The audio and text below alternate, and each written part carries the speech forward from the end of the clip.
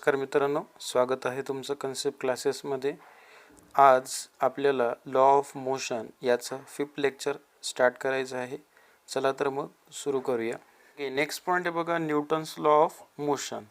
आता यामध्ये बघा काय दिलं आहे, what could be the reason for the following. याचे कारण सांगायचे बघा तुम्हाला. First, a static object does not move without the application of a force. म्हणजे एखादा रेस्ट पोझिशनला एखादा ऑब्जेक्ट आहे, त्याला आपण जोपर्यंत फोर्स लावत नाही तोपर्यंत त्याची जागा काही बदलत नाही. Second, the force which is sufficient to lift a book from a table is not sufficient to lift a table. यांचं म्हणणं आहे की आता जर एका टेबलवर पुस्तक आहे तर पुस्तकाला उचलण्यासाठी जो फोर्स लागतो आहे आपल्याला, तोच फोर्स त्या टेबलला उचलण्यासाठी लागेल का? तर उत्तर काय असणार आहे? No. Okay. Third, fruit on a tree falls down when its branches are shaken. आता एक झाडाला फळं लागलेले आहे, जोपर्यंत आपण त्याचे फांद्या आपण हलवत नाही तोपर्यंत ते सिम्पली तुमचं फ्रूट हे खाली पडणार आहे का? नाही. Fourth, an electric fan keep on rotating for sometimes even after it's switch off. आता फॅन जो रोटेट होतो, मध्ये जर लाईट गेली तरी आपला फॅन थोडा हळूहळू काय होतो, रोटेट होऊन नंतर एका ठिकाणी रेस्ट पोझिशनला येतो. बरोबर. तर हे का होतं? महत्त्वाचं बघा, प्रत्येक गोष्टीला काहीतरी फोर्स लागतोय तेव्हाच त्याची जागा बदल होते. बरोबर. यामध्ये पण आपल्याला त्याच प्रकारचे उदाहरण सांगितलेले, त्याचं एक्सप्लेनेशन आपण बघूया खाली. If we look for a reason for the above we realise that object have some inertia. आता इनर्शिया बघा, हा महत्त्वाचा शब्द आहे. इनर्शिया म्हणजे हा असतो तुमचा मास. ठीक आहे. तर मासला आपण इनर्शिया असं म्हणतो, म्हणजे वजन. We have learned that inertia is related to the mass of the object. Newton's first law of motion describes this very property and is therefore also called as a law of inertia. Newton's first law म्हणजेच काय की every object it is in a rest or it continues in motion unless and until we are applying external force. हे Newton's लॉचं काय statement आहे. ठीक आहे. तर त्या पद्धतीने त्यालाच आपण लॉ ऑफ इनर्शिया असं म्हणू शकतो according to the Newton's first law. All the instances of the inertia are example of Newton first law of motion. हे सगळे कशाचे उदाहरण आहे? न्यूटन फर्स्ट लॉ ऑफ मोशनचे, म्हणजे जे आपण 4 एक्झाम्पलवरती बघतोय ते. ओके. नेक्स्ट बघा, Newton first law of motion. आता लक्ष द्या, न्यूटन फर्स्ट लॉ ऑफ मोशनमध्ये काय सांगते. Let's try this. Fill a glass with a sand and keep a piece of a cardboard on it. Keep a few rupees coin on a cardboard. Now strike the cardboard hard using your finger and observe what happen. आता हे तर तुम्हाला example माहिती आहे. काय करायचं, एक glass घ्यायचा आहे, त्यामध्ये सिम्पली काय करायचे, माती टाकायची आणि वरतून एक कार्डबोर्ड म्हणजे पुठ्ठा जो असतो तो ठेवायचा आणि त्यावर काय करायचा, कॉईन ठेवायचा. त्या जर कार्डबोर्डला आपण जर स्ट्राईक केलं तर सिम्पली काय होईल, कार्डबोर्ड आणि त्यावर कार्डबोर्डवर काय 5 रुपीचा कॉईन. ओके. कार्डबोर्डला स्ट्राईक केल्यानंतर कार्डबोर्ड निघून जाईल, 5 रुपये कुठं पडणार आहे, ग्लासमध्ये. ठीक आहे. तर हा ऑलरेडी तुम्ही एक्झाम्पल म्हणजेच काय तुम्ही हा एक्सपेरिमेंट केलेला आहे. आणि दुसरं हे का बरं पडतं, तर सिम्पल तर त्या कॉईनला एक वजन आहे किंवा इनर्शिया आहे. Okay. Next, balance and unbalance force. ठीक आहे. आता काय असतं बॅलन्स अनबॅलन्स बघा. You must have play a tug of war so long as the forces applied by both the side are equal, that is balance. The center of a rope is static in split of applied force. On the other hand, when applied force become unequal, that is unbalanced, a net force get applied in the direction of greater force and the center of rope shift in that direction. आता बघा यामध्ये काय सांगताय, आपण tug of war म्हणजे ते दोरी म्हणजे रस्सी खेच म्हणतो आपण त्याला. ठीक आहे. रस्सी खेचमध्ये जर इक्वल अमाऊंटमध्ये जर फोर्स अप्लाय करत असेल दोन्ही साईडनी, तर हा कुठला फोर्स असणार आहे, बॅलन्स फोर्स. ओके. आणि जर आपल्याला एकाने जर जास्त ओढला आणि दुसऱ्याने कमी ओढला तर हा कुठला फोर्स झाला, अनबॅलन्स फोर्स झाला. ठीक आहे. तर यामध्ये पण नेट फोर्स तुमचा एक बॅलन्समध्ये असतो. ओके. देन नेक्स्ट बघा, त्याचं स्टेटमेंट दिलं आहे. An object continue to remain at a rest or in a state of uniform motion along a straight line unless an external unbalanced force act on it. बघा, आत्ताच मी तुम्हाला Newton लॉचं एक statement सांगितलं होतं, बरोबर. तेच स्टेटमेंट हे फक्त काय का वापरलं आहे, अनबॅलन्स फोर्सच्या फॉर्ममध्ये वापरलं आहे. असे प्रत्येक जी वस्तू असते ही काय असते, युनिफॉर्म मोशनमध्ये असते त्याच्या स्वतःच्या, ठीक आहे. जोपर्यंत त्याला एक्सटर्नल फोर्स अप्लाय होत नाही तोपर्यंत त्याची ती मोशन काही बदलत नाही. Next, when an object is at rest or in uniform motion along a straight line, it does not mean that no force is acting on it. Actually, there are a number of force acting on it, but they cancel one another, so that the net force is what, 0. यांचं म्हणणं आहे, आता एखादा object जर तुम्ही टेबलवर ठेवला आहे तर तो तशाचा तसा आहे, म्हणजे असं काही राहत नाही की त्याच्यावर फोर्स अप्लाय होत नाही, असं नाही राहत. तर त्यावर नंबर ऑफ फोर्सेस अप्लाय होत आहे. फक्त काय करतोय तो, की जे नंबर ऑफ फोर्सेस त्या ऑब्जेक्टवर अप्लाय होत आहे ते एकमेकांना काय करतात, कॅन्सल आउट करतात, म्हणून ते आपल्याला रेस्ट पोझिशनला आहे असं वाटतं, ठीक आहे. Then Newton first law explain the phenomena of inertia, that is the inability of an object to change its state of motion on its own. It also explains the imbalance force which cause the change in a state of object at rest or in uniform motion. हे तर आपल्याला माहिती आहे की unbalance force जोपर्यंत त्यावर apply होणार नाही तोपर्यंत ते काही चेंज होणार नाही त्याची डायरेक्शन, ओके, किंवा त्याचं डिस्प्लेसमेंट बदलणार नाही. हे page number 12. Okay.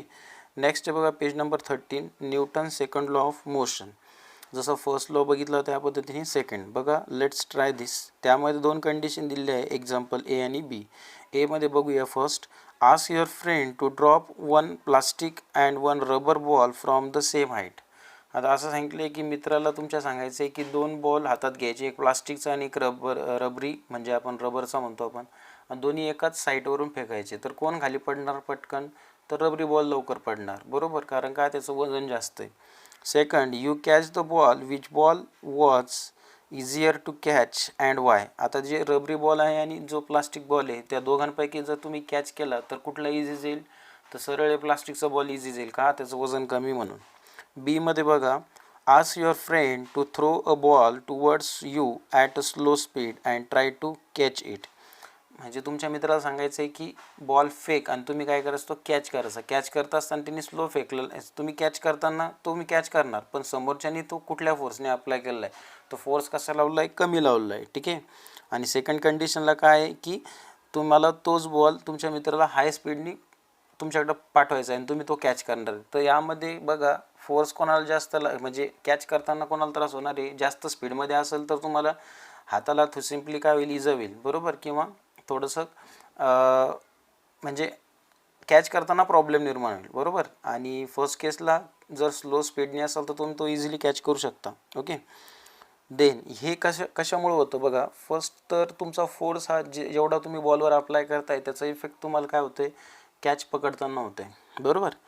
Then next, the effect of one object striking on another object depend both on the mass of the former object and its velocity. बघा, एक ऑब्जेक्ट जर दुसऱ्या ऑब्जेक्टला जर स्ट्राईक झाला, म्हणजे आपण कॅरम गोट्या खेळतो बघा, स्ट्रायकर असतो तुमचा, तो जर तुम्ही ज्या स्पीडने मारला त्या पद्धतीने त्या गोटीला लागणार आणि ती गोटी काय होणार, पुढे जाणार, किंवा त्या गोटीने जर दुसऱ्या गोटीला लागला काय होईल, ते पण सिम्पली मोशनमध्ये होऊन जाईल, बरोबर. This means that the effect of a force depend on a property related to both mass and velocity of striking object. This property was turn momentum by Newton.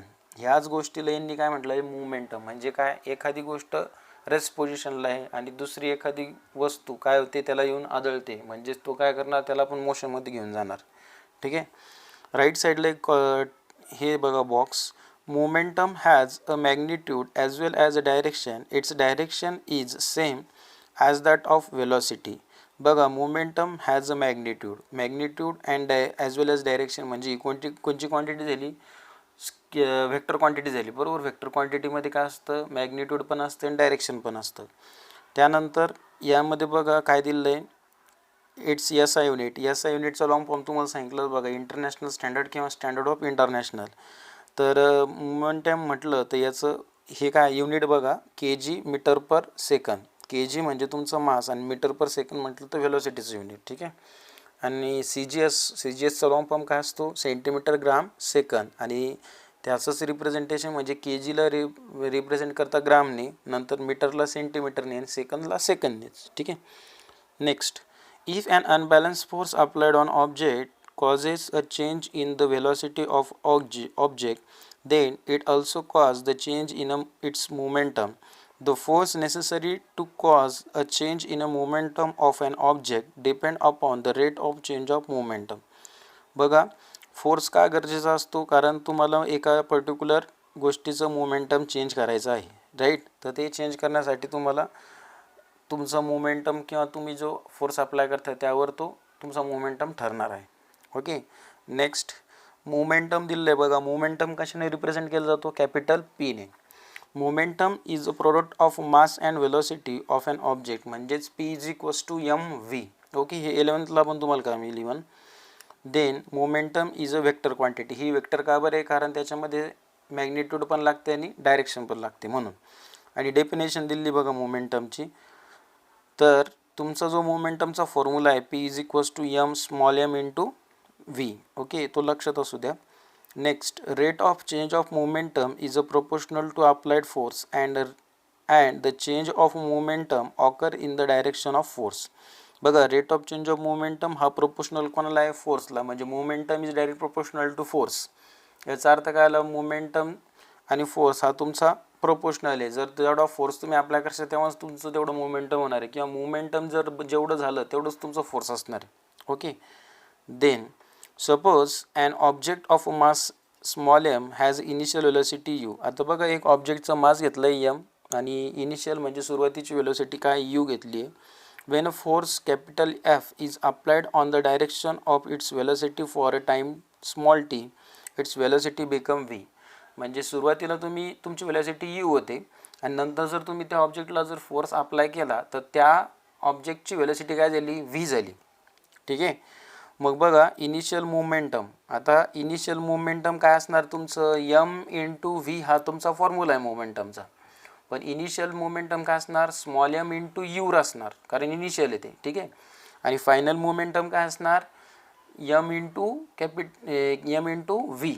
V का बरं, तर फायनल मोमेंटम आहे म्हणून. ठीक आहे. मग आता तुम्हाला डेफिनेशनमध्ये दिल्याप्रमाणे rate of change of momentum is equals to काय formula, change in momentum divided by time T. आता चेंज इन मोमेंटम जसं आपण वेलॉसिटी चेंज इन वेलॉसिटी घेतलीत बघा, M V minus M U, त्या पद्धतीने इथं पण तेच करणार तुम्ही. सॉरी, त्यामध्ये आपण व्ही मायनस यू घेतला होता बरोबर, पण इथं मोमेंटम असल्यामुळे तुम्हाला m V minus M u घ्यावं लागणार. आणि एम हा काय असणार तुमचा कॉमन असणार. ओके, तर एम जर कॉमन घेतलं तर ब्रॅकेटमध्ये व्ही मायनस यू राहणार आणि डिवाइड बाय तुमचं टी बरोबर. आणि राईट साईडला तुम्हाला एम इंटू ए मिळते. आता ए कसं काय घेऊ शकता बघा, तुम्हाला ॲक्सेलरेशनचं एक फॉर्म्युला माहिती आहे, a is equals to acceleration काय असतं, rate of change of velocity with respect to time t आहे बरोबर.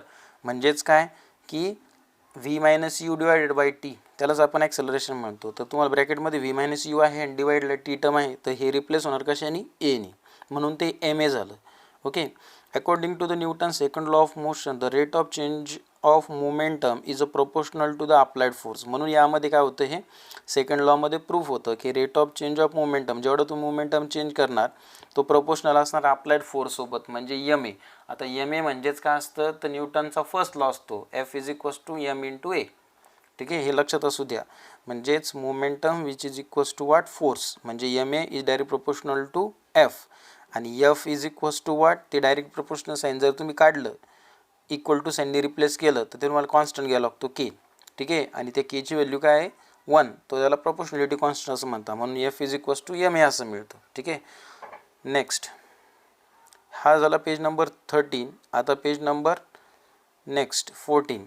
Consider a two object having a different masses which are initially at a rest. The initial momentum for both is a 0. आता बघा, तुम्हाला 2 object घ्यायला सांगितले, यामध्ये ते object सध्या काय इनिशियली रेस्ट पोझिशनला आहे. ओके. आणि त्यांचा मोमेंटम काय असणार, इनिशियली मोमेंटम हा 0च असणार, कारण काहीच हालचाल नाही. Suppose a force F is act for a time small T on both object. The lighter object start moving faster than the heavier object. बरोबर आहे, काही सम प्रमाणामध्ये तुम्ही जर फोर्स अप्लाय केला त्या ऑब्जेक्टवर तर काय होईल, जी हलकी वस्तू आहे ती पटकन काय होईल, मूव्ह होईल, आणि जड वस्तू थोडी हळूहळू मूव्ह होईल. However, from above formula, we know that the rate of change of momentum, that is F, in both the object is the same, and the total change in their momentum will also same, that is Ft. बघा, त्यांचा momentum हा दोघांचा कसा असणार आहे, सारखाच असणार आहे. म्हणजे तो काय असणार, फोर्स विथ रिस्पेक्ट टू नाही, म्हणजेच फोर्स विथ टाइम असणार आहे, म्हणजे F into t, right. Then thus if the same force is applied on the different object, the change in momentum is the same. तुम्ही जर सारख्या प्रमाणामध्ये जर तुम्ही फोर्स अप्लाय केला एखाद्या दोन्ही ऑब्जेक्टवर, ओके, तर त्यांच्यामध्ये मोमेंटम हा कसा असतो, सारखाच असतो, बरोबर. म्हणजे जड वस्तू थोडी हळू जाईल आणि हलकी जी वस्तू आहे ती थोडीशी फास्ट मूव्ह होईल. ओके, राईट साईडला बघा काय दिलं आहे, in SI system the unit of force is a Newton. बघा, फोर्सचं युनिट काय असतं, न्यूटन असतं. न्यूटन ही कॅपिटल एनने दाखवता, कारण न्यूटनचं सायंटिस्टचं नाव म्हणजे कॅपिटल एन, म्हणून ते कॅपिटल एन आलं, ठीक आहे. Force is necessary to cause and acceleration of 1 metre per second square. बघा, फोर्सला म्हणजे ॲक्सेलरेशन हे किती पाहिजे, 1 metre per second square. In an object 1 kg is called as 1 newton. म्हणजे 1 न्यूटन कशाला म्हणायचं, तर 1 kg हे mass, 1 metre per second square हे ॲक्सेलरेशन पाहिजे, आणि मास तुमचं 1 किलो पाहिजे कमीत कमी, त्याला आपण 1 न्यूटन असं म्हणणार. म्हणजे 1 newton is equals to 1 kg mass having its acceleration is 1 metre per second square, ठीक आहे. नेक्स्ट, इन अ CGS मध्ये बघा, फोर्सचं जे युनिट आहे तुमचं न्यूटन, तर हे CGS मध्ये चेंज होतं. जसं तुम्ही kgचं, किलोग्रॅमचं युनिटचं कन्वर्जन कशामध्ये केलं, तर ग्राममध्ये केलं होतं CGS मध्ये. यामध्ये न्यूटनचं कन्वर्जन हे डाईनमध्ये होत असतं, ठीक आहे. डाईन हे थोडंसं वेगळं आहे, ठीक आहे. जसं kgचं ग्राम हे थोडंसं सोपं जातं, पण हे काय थोडंसं वेगळं आहे, लक्षात असू द्या. CGS unit of force is newton, dyne. The force is necessary to cause an acceleration of 1 centimetre square. आता बघा, पहिले काय आहे तुमचं 1 metre per second square SI मध्ये, बरोबर. आता मीटरचं काय केलं, सेंटीमीटर, आणि सेकंडचा स्क्वेअर ठेवला, बरोबर. आणि जो 1 kg होता कशामध्ये, SI मध्ये, आता याच्यामध्ये काय चेंज केलं त्यांनी, ग्राममध्ये, ठीक आहे. So 1 dyne is equals to 1 gram into 1 centimetre square. Okay, next बघा, यूज युअर ब्रेन पॉवर. बघा, first, why is there a thick bed of a sand for a high jumper to fall after his jump. आता बघा, यांचं म्हणणं काय की जे उंच उडी मारणारे असतात, बरोबर, त्यांच्यासाठी एक मातीचा ढिगारा का दिलेला असतो. आता जर मातीचा ढिगारा जर नसता तर सिम्पली काय होईल, त्यांना इजा होईल, हातपाय तुटण्याचे चान्सेस त्यांचे. म्हणून आपण काय करतो, त्यांना सिम्पली उंच उडी मारता येते, पुन्हा खाली त्यांना इजा न होऊ म्हणून आपण काय करणार, त्यांना आपण तिथं रिती ठेवणार, right. Next, Newton third law of motion. आता हे तर तुम्हाला माहिती आहे बघा सगळ्यांना, every action as equal and opposite reaction, म्हणजेच कोणचा, Newton third law. Let's try this. बघा, 2 कंडिशन आहे. First, take a plastic boat and make a hole at its rear end. काय करायचं आहे, एक बोट घ्यायची, प्लास्टिक बोट, आणि त्याला काय करायचं, एका कॉर्नरला तुम्हाला त्याला होल पाडायचं. Second, inflate a balloon and fix it on the hole in the boat and release the boat in water. What happened to the boat as the air in the balloon escapes slowly and why? बघा, आता जे hole तुम्ही पाडलं होतं त्या बोटला, बरोबर, आणि तिथं काय लावलं, तुम्ही बलून लावलं आहे, आणि हळूहळू काय होणार आहे, बलूनची हवा जाणार आहे. हवा गेल्यानंतर सिम्पली काय होईल, तुमची म्हणजे ती बोट हळूहळू पुढं जाईल, आणि एकदा हवा संपली, बरोबर, तर सिम्पली काय होणार आहे, तुमची जी बोट आहे एका ठिकाणी ती तशीच थांबणार, राईट. आणि तुमच्या बोटीमध्ये पाणी पण येण्याची नंतरला काय होईल, चान्सेस राहील, ठीक आहे. तर ही बोट पुढं का जाते, तर महत्त्वाचं काय, एअर प्रेशर तिथं क्रिएट होतं आहे, बरोबर. कारण तुम्ही पहिले हवा भरल्यानंतर त्या बलूनला तिथं फिक्स केलं, आणि त्यानंतर हवा रिलीज होताना ते काय लावणार, तुम्हाला फोर्स लावणार आहे, राईट. त्यामुळे तुमच्या अपोजिट साईडला काय होईल, ही जी बोट आहे ती पुढं मूव्ह होणार. Next, we have learned about a force and its effect on the object through Newton first and second law of motion. आपण न्यूटन फर्स्ट आणि सेकंड लॉ ऑलरेडी बघितला आहे. Next, however in a nature force cannot act alone. Force is a reciprocal action between a two object. बघा यांचं म्हणणं आहे की nature force म्हणजे नैसर्गिकरित्या कुठलाही फोर्स त्यावर ॲक्ट होत नाही आणि force is a reciprocal action between a two object. बरोबर आहे. कुठल्याही ऑब्जेक्ट म्हणजे तुम्ही फोर्स जर लावला तरच तुमचं ऑब्जेक्ट काय होतं, तुमची पोझिशन चेंज करतं, राईट. त्यामुळं हा सिम्पली अपोजिटमध्येच काम करणार. Forces are always applied in a pairs. हे कधीही ग्रुपमध्ये किंवा जोडीनंच काय करता, काम करता. When one object applies a force on another object, latter object also simultaneously applies a force on the former object. The forces between the two objects are always equal and opposite.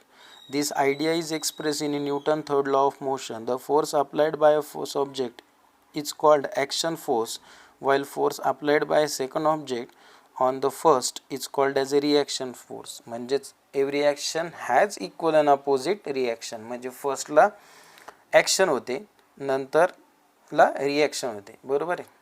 Next, म्हणून त्याचं statement तुम्हाला दिलेलं आहे, every action is equal and opposite reaction act simultaneously. Okay. Next बघा table दिलेलं आहे. Action and reaction are a term that express a force. बरोबर आहे. हे तर होणारच आहे. ॲक्शनसाठी फोर्स लागणार आहे, रिॲक्शनसाठी पण फोर्स लागणार आहे. Second, this force act in a pairs. One force can not exist by itself. एक फोर्स कधी काम करणार नाही, दोन्ही फोर्स काम करावं लागणार. Third, action and reaction forces act simultaneously. एकानंतर एक काय करतात, ते वर्क करतात. Fourth, action and reaction force act on a different object. They do not act on the same object and hence can not cancel the each other effect. बघा, action and reaction force हे वेगवेगळ्या ऑब्जेक्टवर apply होत असतं. बरोबर आहे. ते जर एकदा एकाच ऑब्जेक्टवर झाले तर ते कॅन्सल होईल, म्हणजे तुमचं ऑब्जेक्ट रेस पोझिशनलाच राहणार. नेक्स्ट बघा, use your brain power. While hitting a ball with a bat the speed of bat decreases. आता बॉल ज्या स्पीडने होतो तो स्ट्राईक कोणाला होतो, बॅटला होतो. तुम्ही बॅट जोरात ज्यावेळेस फिरवता त्यावेळेस ती म्हणजे जास्त मूव होत नाही. का होते, का मूव होत नाही, कारण बॉल हिट झाल्यानंतर तुमचा जो फोर्स आपण अप्लाय करतो बॅटवर, तो हा काय होईल, ऑटोमॅटिकली थोडा कमी होणार आहे आणि बॉल काय होईल, पुढं झाल्या जाईल. म्हणजे बॅटने बॉलला मारल्यानंतर बॉल हा मूव होतोय आणखी. बरोबर. Next, a gun recoil it move backward when the bullet is fired. आता जसं बंदुकीची गोळी ज्यावेळेस शूट करतं त्यावेळेस ते काय करतं आहे, एक मागच्या साईडला फोर्स अप्लाय करतं. बरोबर आहे. तर हा बॅकवर्ड फोर्स काय होतो, कारण गोळी समोर जाते म्हणून तो बॅकवर्ड फोर्स तुम्हाला इन द फॉर्म ऑफ काय मिळतो, तुमच्या खांद्याला जाणवतो. Third, mechanism of firing of rocket. आता रॉकेटमध्ये पण तेच आहे. रॉकेट जसं वर जातं त्या पद्धतीने खाली काय करतं, ते तसा पद्धतीने फायर तेवढं जनरेट करतं. बरोबर. म्हणून हे वरती जाण्यासाठी आणि खालून वरती जाण्यासाठी, म्हणजे वरती जाण्यासाठी तुम्हाला फोर्स खाली लावावा लागणार, म्हणजेच इक्वल अँड अपोजिट झालं. Right. How will you explain this with the help of Newton third law of motion. हे कसे एक्सप्लेन करणार, तर सरळ ॲक्शन आणि रिॲक्शनवरून. नेक्स्ट बघा, page number 15. I think last page आहे. Okay. Law of conservation of momentum. Conservation म्हणजेच काय, जतवणूक करणे. आता कन्झर्वेशनमध्ये दोन असतं बघा, एक इनिशियल आणि एक फायनल. असे दोन प्रकारे काय करावं लागतं, इक्वेट करावं लागतं. ठीक आहे. सोपं असतं पण याच्यामध्ये फॉर्म्युला तयार होत असतो, तर लक्ष द्या. Suppose an object A has a mass m1 and initial velocity is u1 and object B has a mass m2 and initial velocity u2. म्हणजे बघा, m1 u1 हे A ऑब्जेक्टसाठी आहे आणि m2 आणि u2 हे ऑब्जेक्ट B साठी आहे. According to the formula for momentum, initial momentum A is m1 u1 and that of B is m2 u2. ठीक आहे. Suppose this two object collides. जर ए आणि बी दोन्ही जर ऑब्जेक्ट एकमेकांवर जर आदळले, let the force on A due to B a F1. बघा, एकडून ए ड्यू टू बी हा F1 आहे. Force will cause the acceleration in A and its velocity become V1. म्हणजे काय करायचं आहे बघा, बी हा आदळायचा आहे कशावर, एवर. बरोबर. मग एची वेलोसिटी काय होऊन जाईल नंतरला, V1. Right. So momentum of A after collision, म्हणजे ए नंतर हा काय होईल, बी हा आदळणार आहे कोणावर, एवर. तर एची व्हेलॉसिटी वाढणार आहे ना, म्हणजे u1चं कन्व्हर्जन v1 मध्ये होईल. तर काय होईल, m1 v1, म्हणजे v1 तुमची फायनल व्हेलॉसिटी झाली. ठीक आहे, आणि u1 ही तुमची इनिशियल सुरुवातीची. Next, according to Newton third law of motion, A also exerts an equal force on B, but in the opposite direction. This will cause change in the momentum of B if its velocity after collision is v2. ज्या पद्धतीने B हा आदळतोय A वर, त्याप्रमाणे B ची पण velocity change होणार आहे. ती काय होणार आहे, v2. बरोबर. So momentum of B after collision म्हणून m2 v2. ओके, म्हणजे फायनल व्हेलॉसिटी. मग आता बघा, ए वस्तू जशाच तशी आहे किंवा ऑब्जेक्ट आहे आणि बी त्यावर आदळतोय. आता बी जर आदळला त्याच्यावर, तर ए हा मोशनमध्ये जाईल आणि बी हा काय होईल, अपोजिटला जाईल. अपोजिटला जाईल म्हणजे ते जे साईन आहे ते वजा राहील, म्हणजे फोर्स A1 साठी काय आहे तुमचा F2. बरोबर. आणि बी साठी काय आहे तुमचा -F1. समजलं. म्हणून आपण दोन्ही काय करतोय, हे इक्वल करतोय, म्हणून F2 is equals to -F1 घेतलंय त्यांनी. ठीक आहे. तर बघा, F2 इज इक्वल्स टू काय आहे बघा,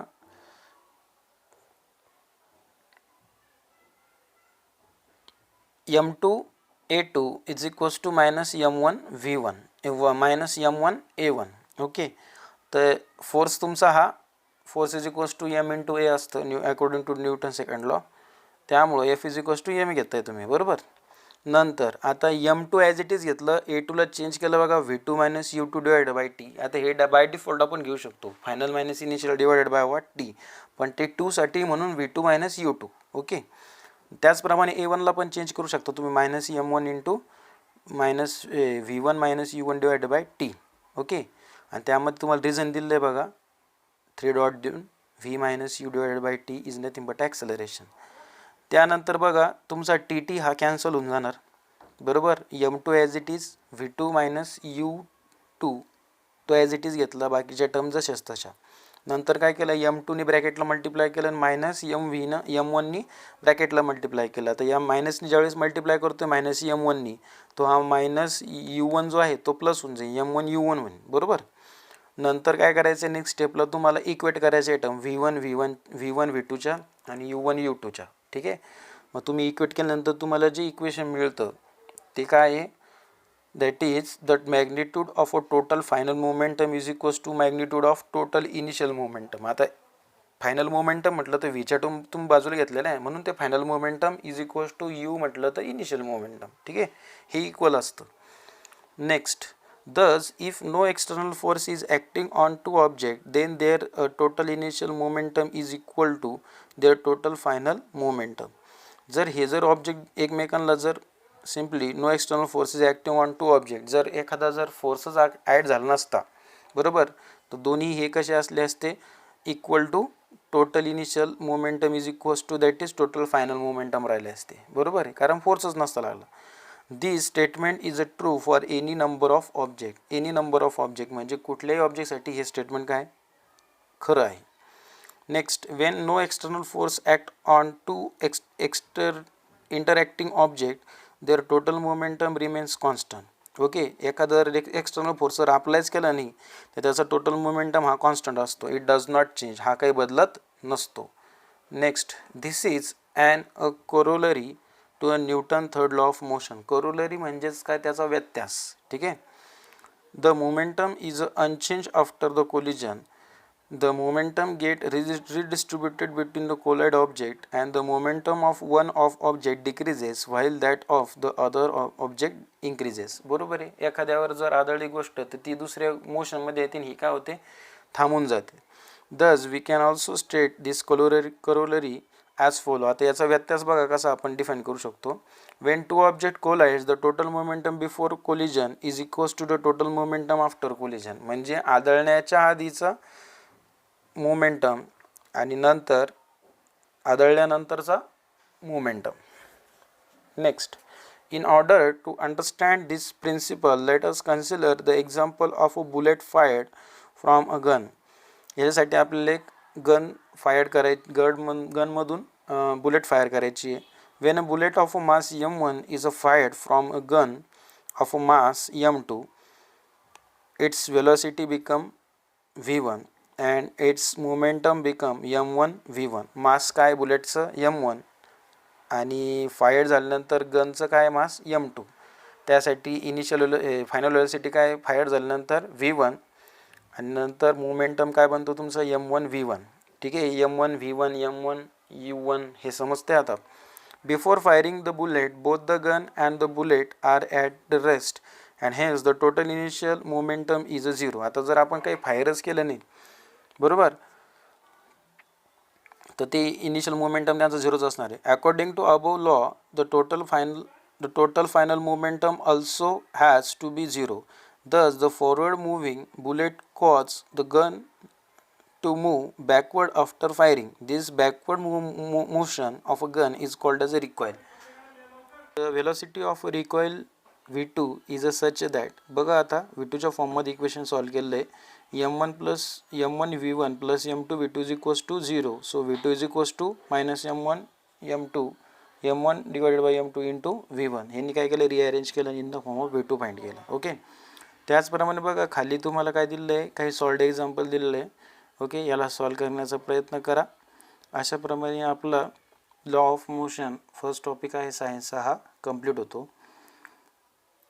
व्हिडिओ जर आवडला असेल तर लाईक शेअर आणि सबस्क्राईब करायला विसरू नका. थँक्यू.